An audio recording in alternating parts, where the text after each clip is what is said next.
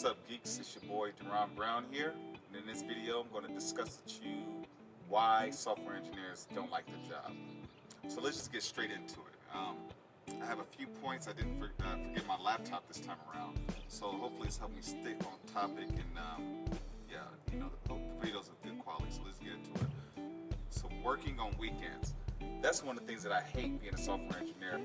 You may work for a company that needs you to work more than 8 hours a day. Or you may work for a company that needs you to come in on weekends. That's going to happen.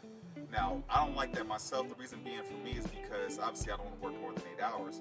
But there was a point in time where people at the workplace, they wouldn't use work time to take care of work. People would be talking, they would talk about video games or anything that's off topic. And when we have like deadlines, I feel like because other people are neglecting their work, other people should be punished for it. So there's a situation where my boss actually had me come in on a Saturday, and the same thing happened when I was in on Saturday. People were talking for hours. We weren't getting any work done. So I brought this up to my boss. He didn't do anything about it. So that's something that's just going to be that you're going to have to deal with. You know, in my opinion, people should work on developing their people skills and get some kind of hobbies and learn how to get friends outside of the workplace. But some people don't have that social skill. They try to, basically build their social group within their workplace, and then instead of actually working, they're spending time, basically wasting time talking about topics that are basically off topic. So that's something that you're going to have to deal with as a software engineer. I promise you, you're going to have to work more than 8 hours. And that's why a lot of these companies like Facebook, Google, or whatever, they have all these video games, or they have like these candy stores or all these food stores and these campuses, because they don't want you to leave. They want you to code all day. They want you to have no life. They want to drain your soul. The next thing I have on my list is code reviews. I can't stand code reviews. Now, most code reviews are actually pretty helpful because you're going to get people who they've been coding for more years than you. So for me, when I first got out, I had my own idea of coding, my own way of thinking through algorithms. But when you work with people, you learn better ways, basically, to think through a certain algorithm, how to solve problems. It can make your code a lot cleaner, and it can make your code easier to read. So that's what I do like about code reviews. Some people don't even like that, but honestly, I like that part. The thing that I don't like about code reviews are nitpicking. The last company that I worked for, we attended a JavaScript conference, and let me do something. Now, after we attended a JavaScript conference, and in that conference, it covered code reviews, and they said the most important thing that you want to know immediately is, does it work? So first thing you should be doing is actually seeing, does the code do exactly what we need it to do? Okay, after that, is it following our coding standards? Okay, that's number two. Next, the last thing is, from there, people go another extra step, and they just get nitpicky. Instead of saying like, does this variable equal to null or something, they say, maybe we should use options, yada yada yada, use this here, whatnot. Some people can be even nitpicky about variable names, which there is a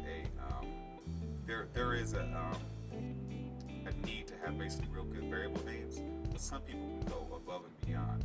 And a lot of times they'll get nitpicky about small things as opposed to really being nitpicky about the big things. Does it really does the code actually take into account edge cases? Things of that nature. So that's one thing that I just didn't like about code reviews. I felt like we spent a lot of more time coding reviewing than we did actually coding for the company. So that was annoying. Now, I mentioned earlier in this video, sometimes there's engineers who have been in the industry for about 20 years. And the con to that is that you would think that because they've been working as an engineer for 20 years, that they would have 20 years worth of experience, they'd be this great engineer. But that's not always the case. Like I said, it depends on the company size and a few other variables. Now, the reason that's really not a good thing is because technology actually changes every year. And a lot of these engineers, they get stuck doing the same tech stack year in, year out, and that tech stack is really outdated. So when they do actually try to look for another job, they struggle. So that's one of the things that I hate working as an engineer, is that the work gets old. The last company that I worked for, which is an issue right now, when I first got there, it gave me energy. And then over a certain period of time, it just got mundane. We were doing the same type of things every day, all the time. And that's what can happen as an engineer. You can be there doing things working on the same type of bugs, same type of little portion of the applications. Like I said, some engineers, they get hired and they only work on a small portion, 10% of the application, depending on the size of the corporation they're working for. Or they could have got there at the beginning and built the application from scratch. That's actually happened for me. But my point is that it can get mundane because you're going to be working on the same tech stack most of the time. It's the same thing day in and day out, and it just kills your spirit. Now, outside of coding, as an engineer, when you're working for some of these corporations, you're going to do a lot of work outside of what your job description says. Like for me, I was working as a mobile developer. I was also the designer of the mobile app. I was also the help desk for the mobile app, and I also was the manager of the mobile app. Manager, project manager. We have a company that we work with that in India, right? So I had to, I not only worked on the mobile app, I also had to manage these engineers that live in a completely different country. So these are all skills that, these are all fields that I was actually happy that I was in initially, but then after a certain period of time, I'll say about after the first year, it starts to suck when you're not being an engineer, you're not coding, you're not doing the things that you love to do, where you're actually there just basically being the manager or being the boss of the project or whatnot. It can kind of get old, especially if you love to code. I love to code. This is a hobby of mine. I didn't do this for money. So for me, that kind of just killed my spirit when it came to actually being a software engineer. And last but not least, this is something that can apply to all fields, I'm guessing, is mind games by managers. When you work as a software engineer, in my opinion, software engineers can manage themselves. You give them a project, and then that team can put together some kind of plan to make that work. Now, we have managers for these projects. A lot of these managers are old developers, but they don't have, because they're not developing anymore, all they're doing is managing. They're just having meetings, and then and when they're not having meetings, they're finding things to do. So then that puts them in a position where they just try to micromanage, or they're trying to find ways to be helpful. Well, for me, my boss would do that, and he would just get bored. Sometimes he would just create drama, like, hey, this person said this and all that, and you go check with that person.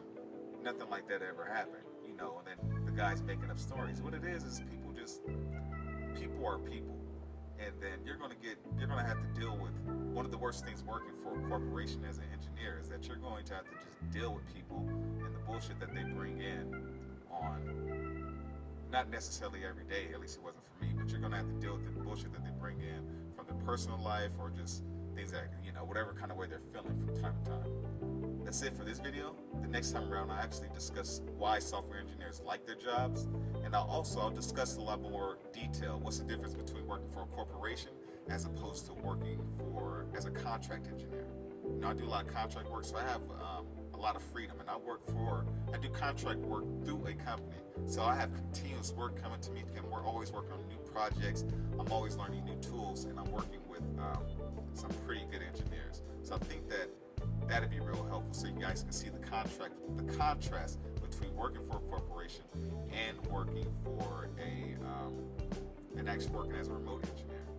So anyways, like, comment, subscribe. If you haven't already, check out the website geekmode.tech. You can check out the courses, you can read the blog, do whatever you like. It's there for you when you need the help. I'm here for you when you need help. But anyways, geeks, that's it for this video, and I'll touch base with you next time.